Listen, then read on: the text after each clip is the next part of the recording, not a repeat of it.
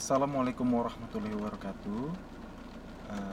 Pada channel kali ini kita akan membahas mata kuliah tentang metode penelitian hukum dan statistik, di mana pada pertemuan sebelumnya itu kita sudah membahas bagaimana tentang penelitian secara hukum normatif. Nah, dalam hal ini penelitian hukum normatif itu kita ketahui adalah tahap sinkronisasi hukumnya itu adalah yang pertama secara vertikal dan kedua secara horizontal.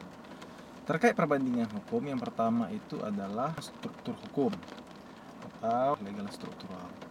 Dan yang kedua substansi hukumnya, dan yang ketiga adalah budaya hukumnya. Nah, pada pertemuan kita yang lalu hal tersebut sudah saya jelaskan. Kiranya saudara-saudara pun telah memahaminya. Nah, boleh nanti saudara lihat. Ini dia tampilan bagaimana sistematika proposal penelitian hukum. Yang pertama itu kan, kalau proposal itu tetap pertama itu angka Romawi, itu kita membahas tentang pendahuluan. Nah, pendahuluan itulah yang berisikan di bab 1 atau proposal saudara nantinya dalam penulisan penelitian skripsi. Nah, di pertama itu A, latar belakang masalah, latar belakang permasalahan. Nah, latar belakang masalah setelah seperti yang sudah dijelaskan, bahwa latar belakang itu menggambarkan apa yang melatar belakangi judul penelitian saudara. Nah, baru yang kedua adalah poin B tentang bagaimana perumusan masalah. Nah, perumusan masalah juga yang setelah saya jelaskan di kelas kemarin, itu membuat dengan pertanyaan-pertanyaan yang kita ketahui juga dia muatannya itu yang belum pernah diteliti.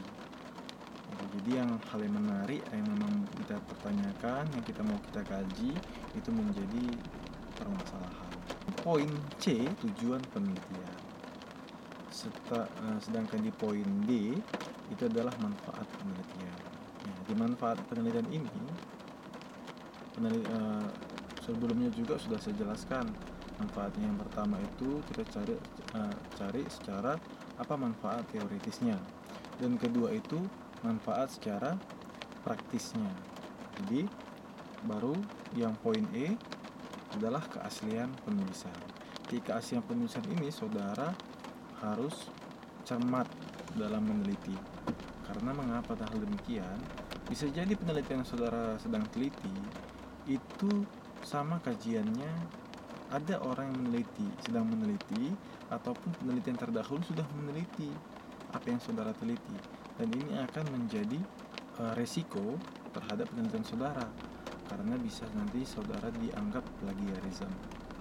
Nah, ini dalam keaslian penulisan ini saudara juga harus memunculkan nama-nama penelitian terdahulu yang kiranya sedikit mirip walaupun tidak sama. Misalnya penelitian, saya ambil contoh penelitian misalnya tentang tinjauan hukum administrasi negara terhadap pemberian perizinan terkait penanaman modal, di mana ada peneliti yang mengkaji juga secara penanaman modal, namun dia membahas tentang pengalihan hak tanah, misalnya dari hak milik, bagaimana dia melakukan investasi seperti itu juga. Nah, itu kan berbeda. Nah, itu harus saudara jelaskan judul siapa nama peneliti terdahulu itu, apa judul penelitiannya, baru apa latar belakang masalah penelitian tersebut. Lalu saudara harus menjelaskan juga perbedaannya dengan rumusan masalah yang saudara teliti. Jadi jelas bahwasannya itu berbeda penelitian saudara dengan penelitian terdahulu. Atau misal ada saudara membuat penelitian di mana saudara menggunakan peraturan yang baru. Misal kita kasih contoh di mana putusan MK nomor 18 tahun 2019 tentang jaminan fidusia. Nah, di penelitian terdahulu mereka membahas di peraturan lama seperti itu. Namun saudara sudah mengkajinya secara apa kebijakan-kebijakan yang baru melalui putusan MK tersebut. Itu salah satu contohnya. Jadi di kajian penelitian ini pun juga saudara harus jelaskan dia dan serta uraikan apa pembedaannya, seperti itu. Baru poin F itu adalah tentang metode penelitian, di mana metode penelitian ini ada yang pertama itu isinya nomor 1, jenis atau sifat penelitian. Saudara harus jelaskan. Nah, seperti yang sudah kita bahas, beberapa jenis ataupun sifat penelitian itu saudara harus uraikan. Saudara pakai jenis apa? Misalnya penelitian secara normatif seperti itu. Nah, saudara harus jelaskan. Poin kedua adalah tentang sumber data. Sumber data, nah, dalam hal ini kita sudah memahami itu ada 3 sumber. Yang pertama itu adalah sumber hukum primer. Yang kedua adalah sumber hukum sekunder. Yang ketiga adalah sumber hukum tersier.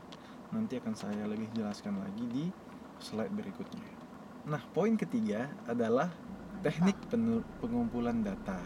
Di mana teknik pengumpulan data ini bermacam-macam. Saudara bisa memakai teknik misalnya library research atau tinjauan kepustakaan.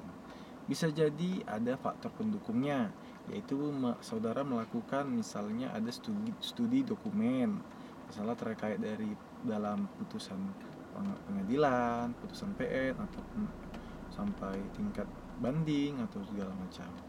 Nah, bisa jadi saudara melakukan penelitian secara empiris. Nah, melakukan data-datanya itu didukung oleh wawancara, ada narasumbernya seperti itu, yang benar-benar yang saudara wawancara itu adalah memang di bidangnya masing-masing. Contohnya misalnya dalam penelitian saya di tesis saya dulu, judulnya adalah implementasi pelimpahan kewenangan terhadap pemberian izin dan non-perizinan terhadap penanaman modal berdasarkan Undang-Undang Nomor 25 Tahun 2007 tentang penanaman modal di kawasan ekonomi khusus Seimangke, Kabupaten Simalungun. Nah, saya langsung mengkaji siapa sajakah yang harus saya wawancarai. Yang pertama adalah saya wawancarai itu adalah pihak PT PN3. Mengapa demikian? Karena pihak PT PN3 adalah sebagai pengelola dari kawasan ekonomi khusus Seimangke tersebut. Nah, dari sisi perizinannya saya mewawancarai dari administratur, yaitu dalam pengelolaan misalnya dia melalui PTSP, pelayanan terpadu satu pintu di kawasan ekonomi khusus, disebut namanya administrator KEK. Nah, di situ saya berjumpai dengan kepala perizinannya. Saya bertanya bagaimana tentang proses perizinan dan itu. Jadi memang yang kita wawancara itu harus orang-orang yang valid. Jadi tidak bisa ya jika saudara misalnya memakai wawancara, saudara memberi pertanyaan kepada orang yang tidak berkompeten di bidangnya atau tidak ahli di bidangnya, seperti itu. Jadi saudara itu harus memang benar-benar mewawancari orang yang di bidangnya sendiri. Itu dia. Yang terakhir adalah pengolahan analisis data. Jadi saudara harus menguraikan bagaimana saudara cara menganalisisnya. Jadi mau dari itu penggambaran, analisis deskriptif atau sebagaimana itu tinggal saudara saja yang milih. Dan poin G, sistematika penulisan. Nanti saudara akan lihat bagaimana sistematika penulisan di layar ini.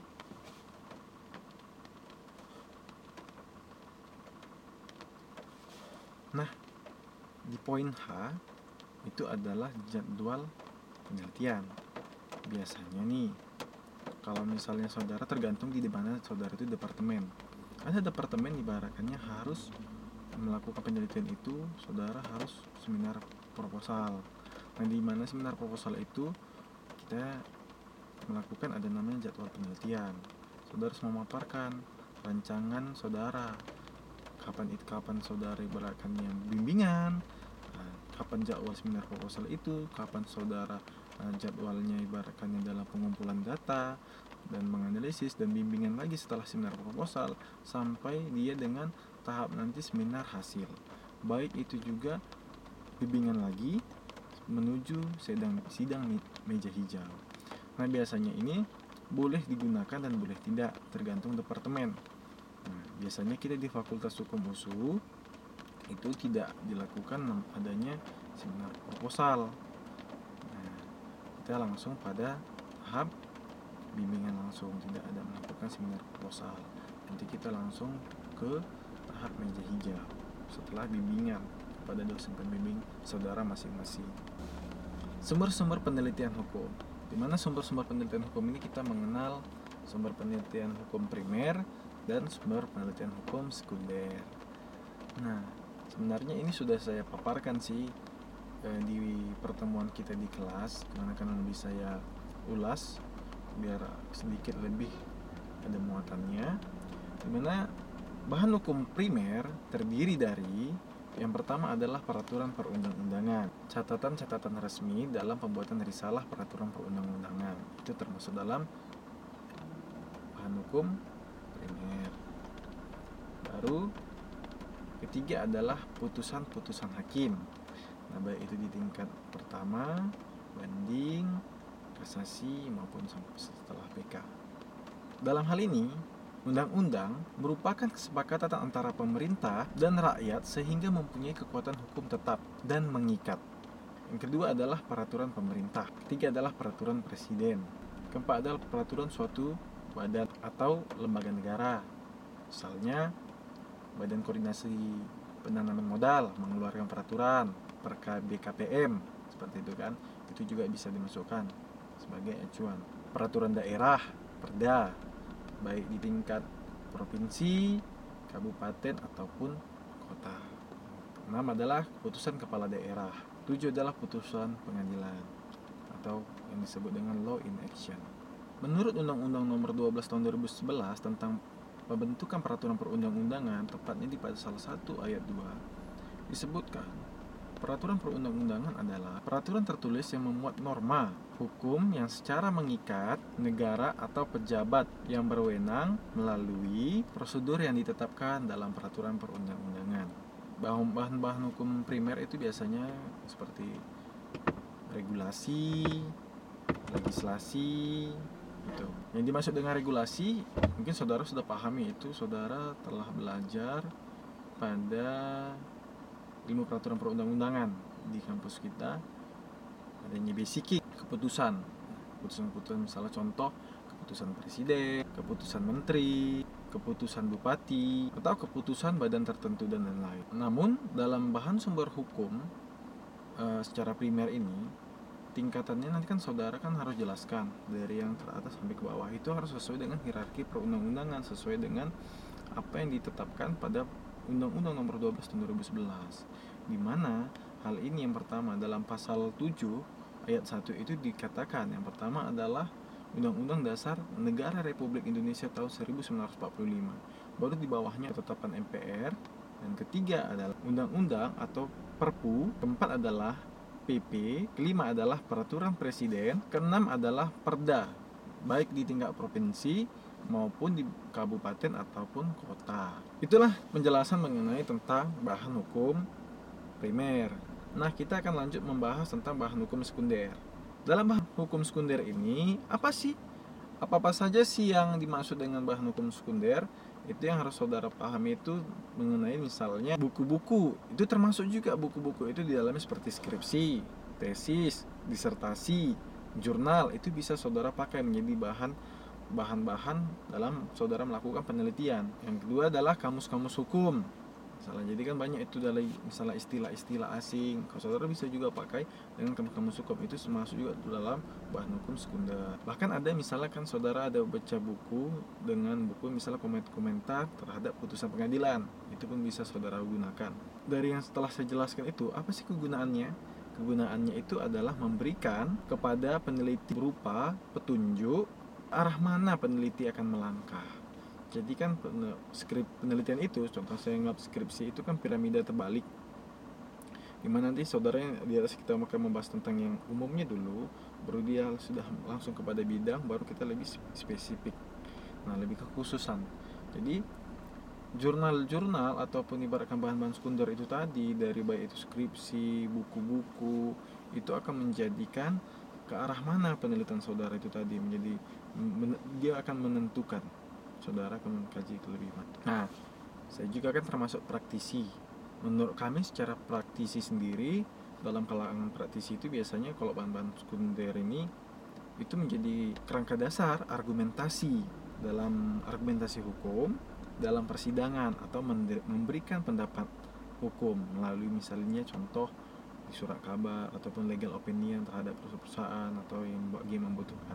Nah, bahan-bahan sekunder ini pun sangat diperlukan bagi seorang para praktisi. Nah, bahan hukum sekunder ini dimaksud juga dalam hal ini termasuk juga wawancara, dialog, ada juga diambil jadi kesaksian ahli hukum di pengadilan. Baru bisa juga saudara ambil dari seminar ataupun ceramah mata kuliah pun boleh, dan kuliah. Makanya ada nanti dalam penelitian saudara lihat tuh, nanti ada juga misalnya dalam footnote-nya bahan ajar misalnya atau materi kuliah. Misalnya saya ambil contoh Profesor Dr. Budiman Ginting SHM Hum, ya kan? Tapi namun dalam penelitian kita tidak memakai gelar. Contohnya lagi misal dosen hukum usul juga misalnya bahan ajar hukum investasi misalnya, itu diterbitkan oleh Mahmud Siregar misalnya, salah satu dosen juga. Nah, yang selanjutnya kita akan membahas pendekatan dalam penelitian hukum. Ini penting. Pendekatan dalam ilmu hukum ini, penelitian hukum ini mengenal ada 5 pendekatan. Yang pertama itu adalah pendekatan peraturan perundang-undangan atau statuta approach. Nah, yang kedua pendekatan kasus atau case approach. Itu kalau misalnya ada kasus-kasus yang mau kita teliti. Ketiga adalah pendekatan historis. Misalnya kita membahas tentang sejarah, atau adalah historical. Keempat adalah pendekatan perbandingan. Nah, pendekatan perbandingan ini biasanya dipergunakan untuk kita membandingkan bagaimana suatu peraturan di negara kita dan kita membandingkan bagaimana peraturan itu di negara lain. Seperti itu.